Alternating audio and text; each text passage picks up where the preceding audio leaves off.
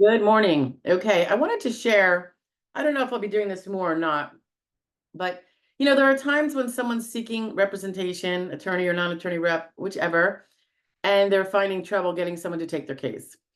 Now, there's a variety of reasons, and usually the person isn't going to understand them fully because you as a person know when you are like, I can't work full time.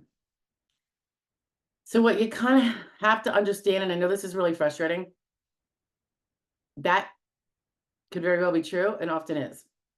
However, there are legal barriers that may cause a professional to not be willing to accept your case.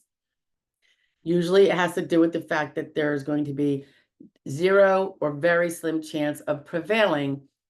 And those kind of cases, everyone's got a limited number they can take if you're willing to take them at all, just to give the person the chance because they have to have a viable practice in order to continue working in this field, right?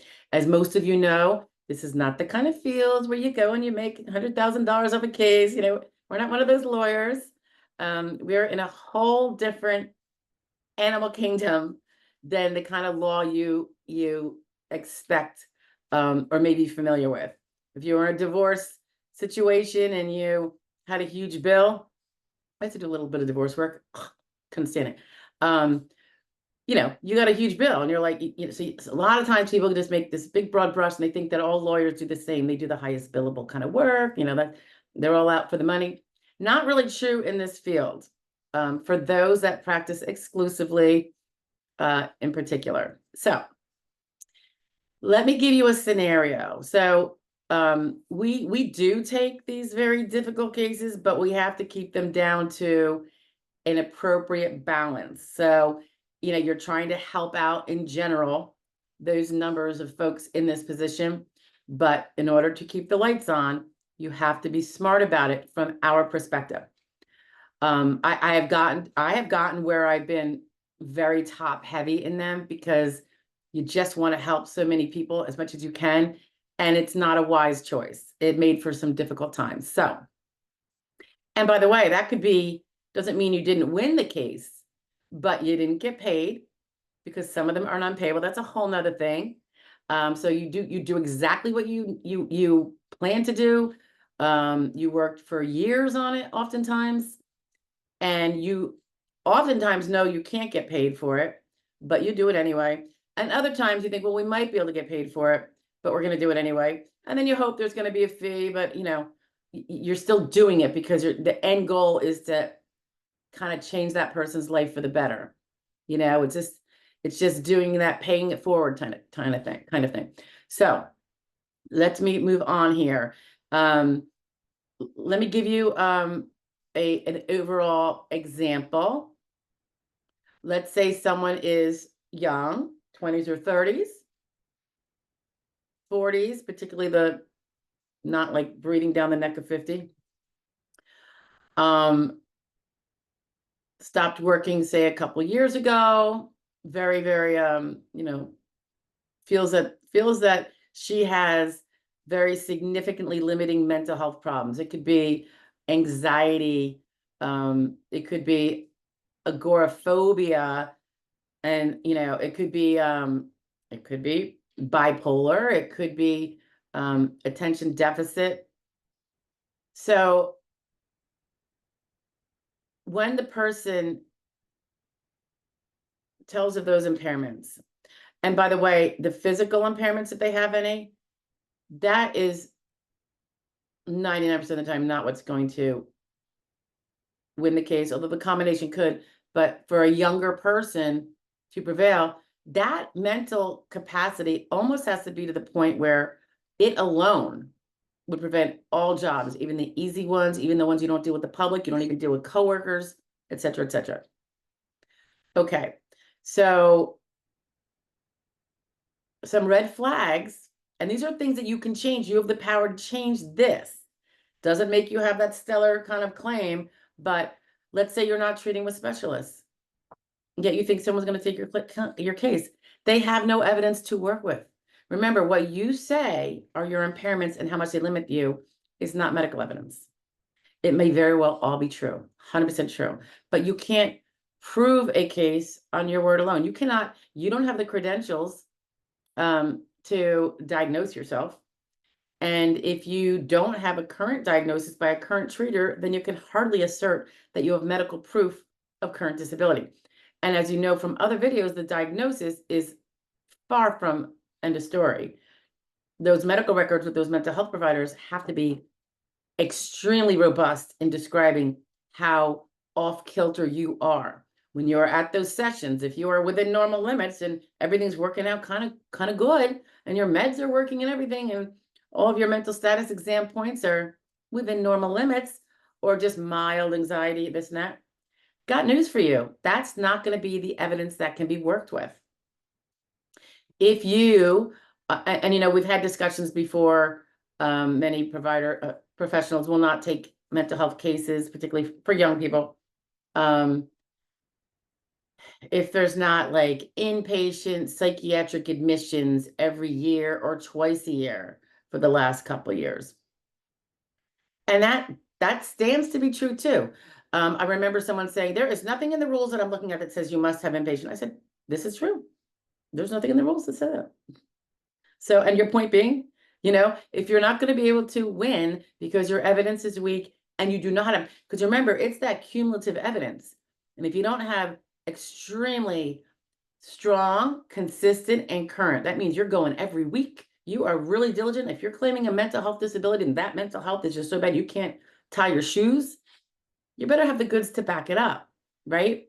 So not having specialists, which would include psychiatrists and therapists, is going to be a big can't take your case.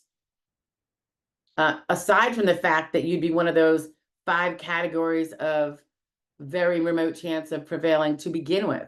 On top of it, you haven't done your due diligence in getting specialists for your medical problems. And again, if it's going to be mental health, think about it.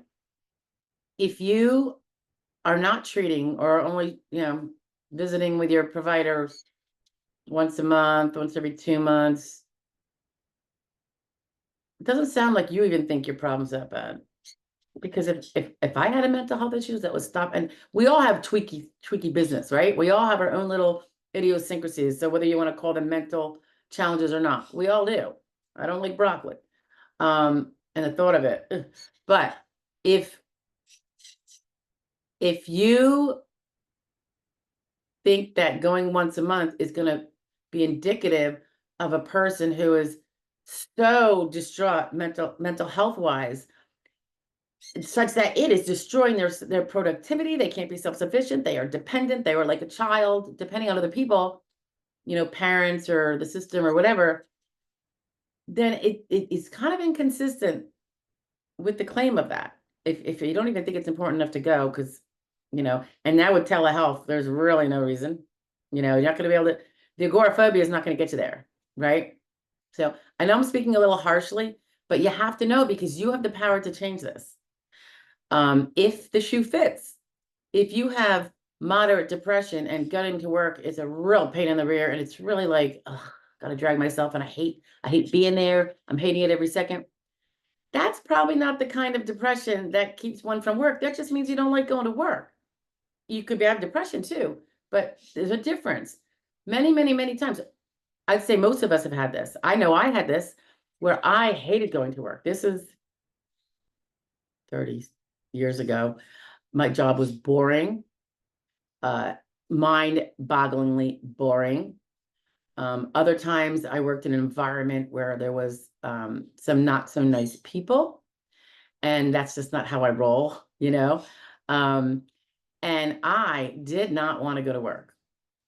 Could one say I was becoming depressed? Sure, it was pretty depressing. But depression didn't keep me from wanting to go. It was the fact that it was a miserable place. And you have to understand there's going to be that's not the same as being disabled from working, because I could have just left there and go to a different job, which I ultimately did. So when you are asserting that mental health problems specifically cause certain symptoms that prevent satisfactory performance of the most basic, simple, easy job, without working with the public, without working with coworkers, and barely ever having to see a supervisor, of which they say there are jobs like that, then you have the burden of giving a person a reason to believe you. Because a lot of people, like I just described, feel they're disabled because they really dread going to work. That's not it, right? So if you have these specific things, like I know some people, I've had clients who had severe OCD, which was sometimes with agoraphobia, sometimes not. Often it did become agoraphobic because the OCD had to do with germs and such sometimes. And the thought of getting out there with the dirty public was just too much to bear. And it started like really getting to this person's mind. The OCD was very interruptive of any task. There had to be number runnings, they had compulsions, all this, things like that. Then there's the kind where you're constantly running to the bathroom to wash your hands. So you have to be able to prove this. Sometimes it's because you got an accommodation at work, but it still wasn't enough. Or the work couldn't tolerate it. Sometimes your provider happens to be a very good one and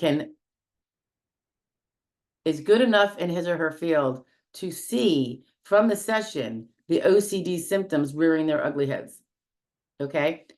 If you don't have that kind of provider, that's on you. You have to be proactive on yourself and get a good one who can see these things. If you are hiding them when you're there, probably not the smartest idea.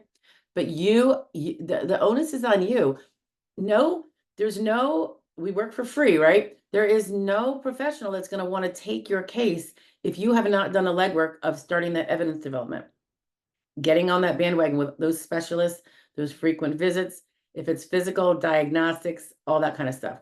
Only then can a professional even consider taking a 1%er case or one of the areas of those 5 categories that I've mentioned elsewhere that are just either extremely difficult to prevail on as a matter of law, or that they're going to be working pro bono, and they may have their plate full of pro bono right now. So you have to wait. They have to wait for one scrolls out the door so they can take the next one.